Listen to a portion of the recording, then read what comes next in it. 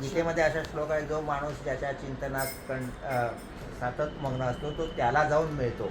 आता त्याला जाऊन मिळतो म्हणजे ह्याचा शब्दाचा अर्थ काय तो, म्हणजे आपण म्हणजे त्या व्यक्तीची जी आपण जो आत्मस्वरूप असतो त्या आत्मस्वरूपात तो विलीन होतो का त्या त्याला म्हणजे आता ईश्वराचं स्मरण कोणाचं कारण ईश्वराचं म्हणजे त्या श्लोकाचा अर्थ काय?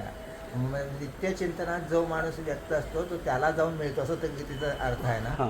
तर त्या अर्थाचा आणि ह्याचा संबंध काय दाखवला जातो? गीतेत ते नित्य चिंतन आहे ते भगवंताचं हा म्हणजे त्याच्यात मग्न असेल तो त्याला जाऊन मिळतो. आता ज्याचं आपण ध्यान करू तद्रूप तो होऊन जातो. मग तद्रूप म्हणजे तो त्या आता माझा आत्मा आहे, त्यांचा आत्मा आहे, मग मी ह्यांचं दान केलं तर मी ह्यांच्या आतमध्ये जाऊन मिळू शकेल का पूजेला? आत्मा वेगळा नाहीच आहे, आत्मा एकच आहे. एकच आहे, ती शक्ती एकच आहे. म्हणजे शक्ती नाही, आत्मा एकच आहे. म्हणजे आपण एकच आहोत. हा एकच आहोत. जीव हा वेगळा वेगळा झाला, आत्मस्वरूप एकच. हा याचा फायदा असा आहे की जो भास आहे तर सत्स्वरूपाचा संग भास कशामुळे आहे तर आपण आत्मरूप आहोत किंवा परमात्मरूप आहोत.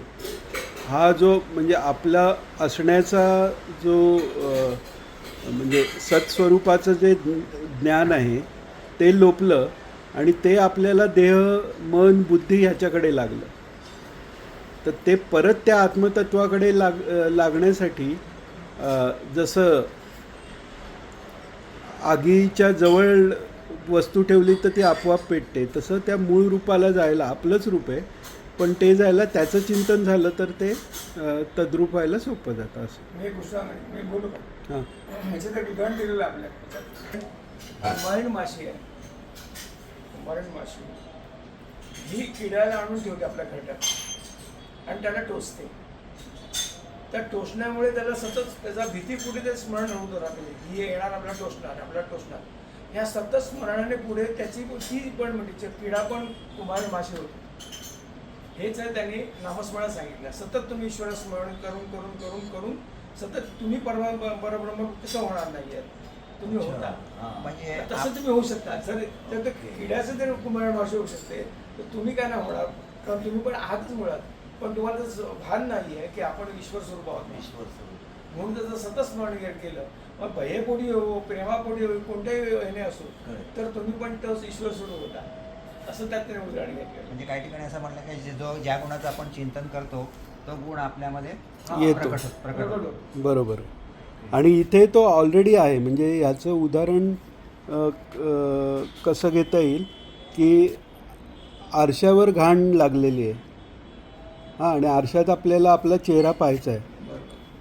तर आपला चेहरा पाहिल्याला आपण अगदी फोकस करून पाहिला तर थोडा थोडा चेहरा दिसतो, पण मग मध्ये काहीतरी लागलं आहे ते आपण नाही हे पण आपल्याला लक्षात येतं. म्हणजे समजा एखाद्याला लहान मुलाला माहिती नाही, आपण आरशावर मिशी काढून ठेवले आणि त्याने आरशात पाहिलं तर त्याला वाटतं आपल्याला मिशी आली, पण ते जर मिशी नसलेला तू आहेस असं त्याला सांगितलं आणि त्यांनी नीट बघितलं तर मग काही वेळाने त्याला कळतं की ती मिशी आपली नाही, ते आरशावर आहे.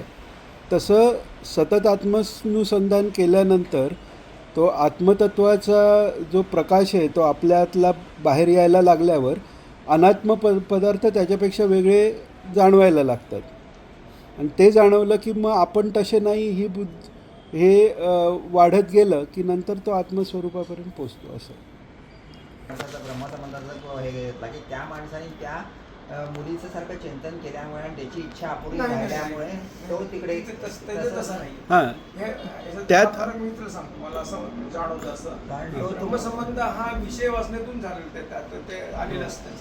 त्याच्यात त्याची विषय वासना आहे आणि त्याच्या चिंतनाने तो तिच्यावर प्रेम करतोय आणि त्याला भोगाच्या चिंतनाने. म्हणजे त्यांनी तिच्या रूपाचं चिंतन केलं असतं तर कदाचित एखाद जन्म मुलीचा पण मिळाला असतं. म्हणजे जसं त्यांनी तिचं चिंतन केलं म्हणून त्याची वासना अपूर्ण राहिली म्हणून तो परत तिच्या त्या वातावरण पुढच्या जन्मामध्ये तिच्या समोर आला असं काहीतरी आहे. नाही बरोबर आहे, नाही हे पण बरोबर आहे, पण तिथे तिच्या चिंतनापेक्षा तिच्याबरोबर भोग घेण्याचं चिंतन जास्त झालं असेल ते आपण भोग. म्हणजे कोणती ती वासना असेल की मला जर ड्रॉइंग काढायचं चित्रकार व्हायचं आहे आणि ती माझी वासना अपूर्ण राहिली तर ते मी पुढच्या जन्मामध्ये चित्रकार होऊ शकेल म्हणजे त्या पुण्य असलं तर. हां पुण्य असं तर म्हणजे मी ह्याच श्लोकाचं त्या तिकडे का गेलो की ज्या माणसाचं जो माणूस ज्याचं चिंतन करत असेल तो त्याला जाऊन मिळतो म्हणजे तुम्ही कशाचंही चिंतन करत असाल तर ती तुमची गोष्ट अपूर्ण राहील किंवा एखाद्या परमेश्वराचं चिंतन असेल तर परमेश्वरा स्वरूपात त्या तिकडे त्याच्यामध्ये वाईट विचार पण होऊ शकतो.